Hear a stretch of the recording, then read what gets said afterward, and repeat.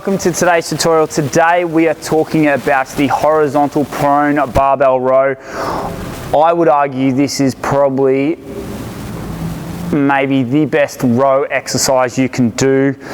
There is nowhere to hide, nowhere to go, and it's very underutilized, especially in this position. As you can see, I actually don't have the machine available, which is probably why majority of people don't perform this exercise. However, it's very easily set up if you grab yourself a couple of blocks, or or use the steppers here, and even if you don't have a bench that is a U shape. So you can see with the benches here that that if I was to try and row to there, I'd hit the base of them. If you grab yourself just a step up, or if you just grab a flat piece of a board of some description, that will work just as effectively as the machine itself. So by all means, definitely give this one an absolute red hot crack.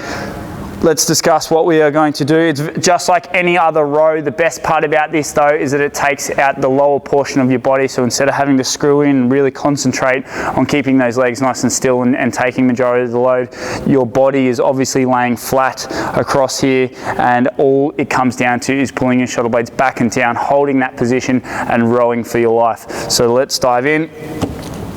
Just like every row, before we get in there actually, just like every row, what we want to understand is that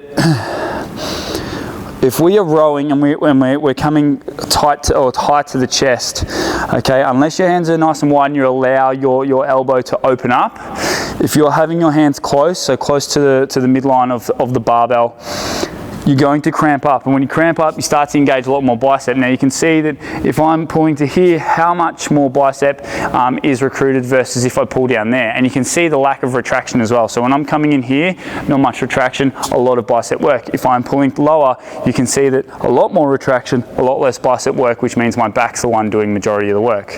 Okay, so that's just a little trick that you want to make sure of, is that we're aiming to pull towards our belly button or our hip, or somewhere a little lower than up really high on our chest. But if we are going to our chest, we want to open these elbows up and allow that range. So if I'm coming up like so, you can see my elbows nice and wide, and it's more likely going to be my upper portion of my back. All right, team, so let's dive into this exercise. So we're going to lay down nice and flat. Now remember, we are aiming for the hips, so where the bar travels, this gap here, you're going to be wanting to align with your hips. From this position here, we're going to grab down nice and low. Now you can take your hands out as wide as you like. I like to have them a little closer to the nail because I'm going to be rowing to my hips. You can either be going a pronated position, which is your hands over the top of the bar, or a supinated position where your hands underneath the bar. It's very much a preference. I don't mind going supinated purely because I feel like you get a much greater retraction. That being said, you can definitely go a pronated grip, and today I will be doing a pronated grip.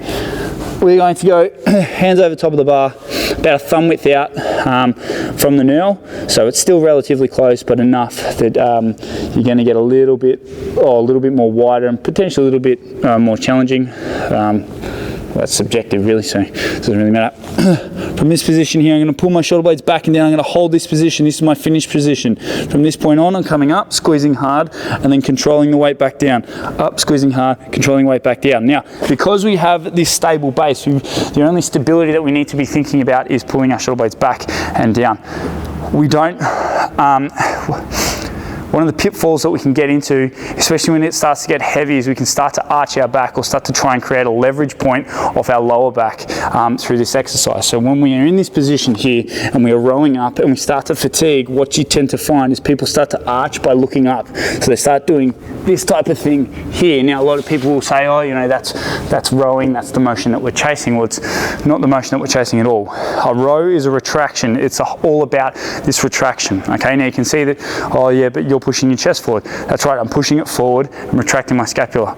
What I'm not doing is hinging off this midsection of my body, right? It's really important that we don't hinge off this middle section, because then you start to get your rectus spinae involved, potentially lower part of your lats, and you're going to overload that lower back, which is going to cause you potentially back grief later on, or you're going to feel all blocked up, probably not where we're trying to target. So here we're going to be pulling our shoulder blades back and down. So thumb width out, shoulder blades back and down, and from this position here I am just going to be coming fast up, bang, and slow down. Oh, that was a bad one. Ready, set, pull, down. And we want to be pulling as high as we possibly can. And you can see the level of difficulty. I'm probably not set up that well, to be honest. The level of difficulty this exercise actually has. Probably the weight doesn't help either, but nonetheless, shoulder blades back and down. Pull 1, pull 2. Okay. Fantastic exercise to really expose how potentially weak your back actually is when it comes to just moving the load without any momentum. So fantastic exercise, team. That there is how you want to go about your horizontal prone barbell row. Make sure that we aren't arching and trying to create a pivot point off the top here. Make sure we're pulling our shoulder blades back and down, creating that stability. Whilst on that, remember, the bar wants to pull you into this position here. Now, a lot of people are going, yeah, well, that's good because of the fact that you get a big, long stretch. That is true when you have that stability and that control over your lats. If you just allow yourself to roll forward, that's when you're going to expose yourself and potentially cause some injuries.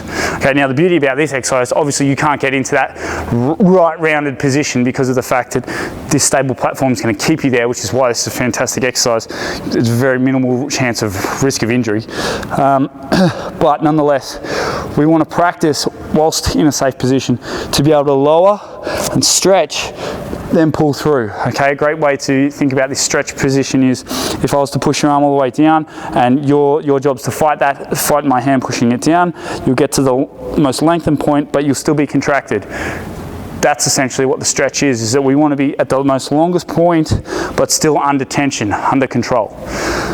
Versus just allowing that arm to go lax and me pushing it back and ending up in an arm bar and potentially, injuring your joints and so on. So that is what we're trying to avoid occurring. We want to make sure that we have that tension on the whole way down. So if that means pulling your shoulder blades back and down and just going to where that allows you to go, by all means, there's nothing wrong with that. Remember, a row is all about retraction, not so much about that big, deep stretch.